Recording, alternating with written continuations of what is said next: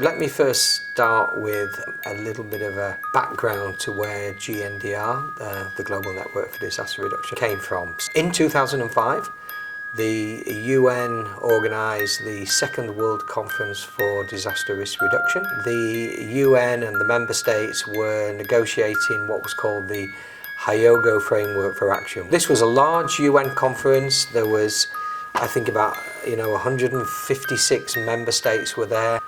There was hundreds of civil society organisations there, but no overall coordinated messaging. Over the course of the conference, civil society met together, various discussions going on. We came up with a kind of top 10 recommendations that we felt should be negotiated into the Hyogo framework.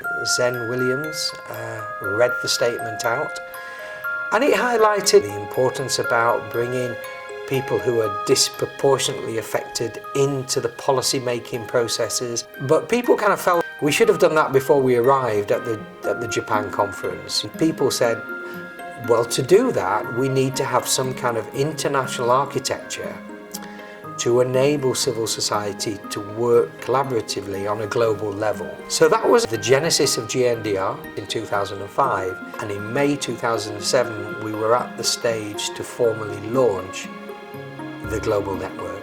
The people who've been originally involved in the initial consultation, those people became the initial steering group, the initial board, if you like, from all parts around the world, all different regions around the world. So I became the founding director. There was no funding for GNDR at that time. We had no office. Tearfund agreed to underwrite my positions. The first significant grant was from the Irish government, and our second major donor then was the Swedish government. So they gave us a multi-year grant which helped us to grow over our critical launch and inauguration of the network. In 2008, that's when we had our first real face-to-face meeting with our steering group, and we were hosted by Seeds India. We met in New Delhi, and that's where we really put together our first strategy as a network.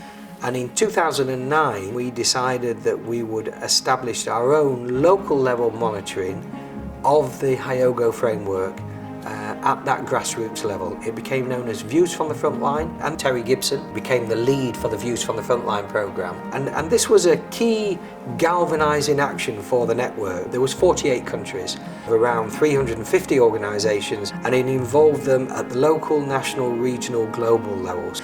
And the VFL 2009 report became known as Clouds But Little Rain, because somebody said to us, look, we see the clouds, we see the plans, we see the policies, we see the legislations, but it's like seeing clouds on the horizon. Just because we see the clouds, we don't necessarily see any rain. So in 2010, we had our first global summit.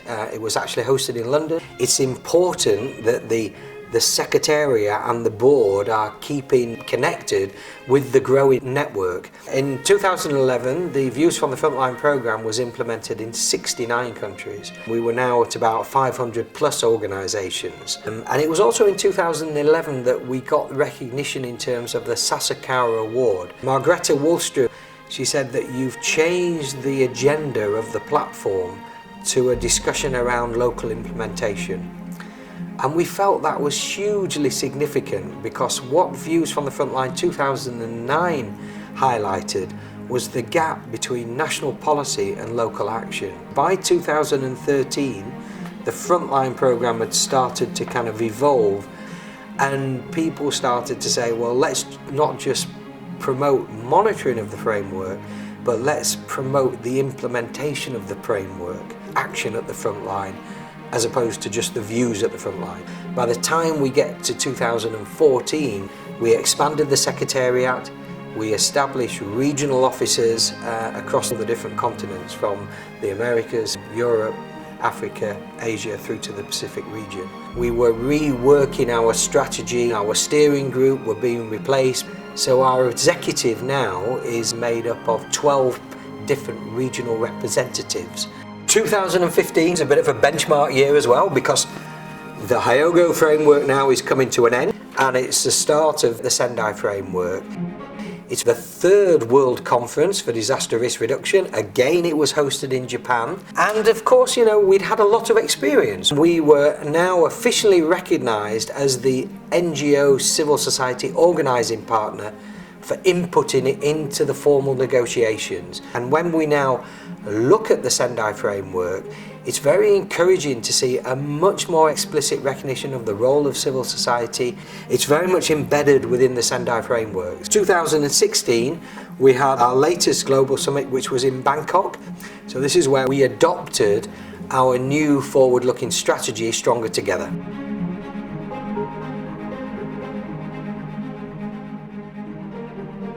That brings us up to 2017. It's our 10th anniversary since we were launched in 2007, so we're going to have a birthday celebration. We're going to relaunch the Views from the Front Lines. The network is about 850 member organisations and growing all the time. We're now in about 145 countries.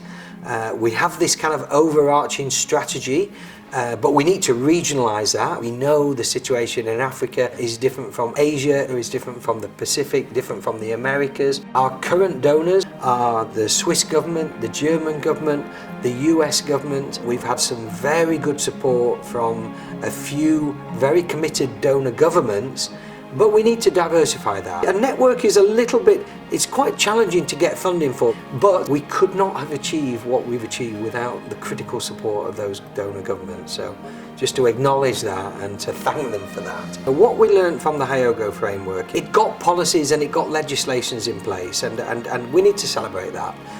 But what it didn't do was bring about a substantial reduction in disaster losses. So we haven't reflected the disasters curve yet. So I guess my vision going forward is how to support and partner with civil society so that it can really play to its full potential. And I think it's not there yet, but it is infinitely doable going forward.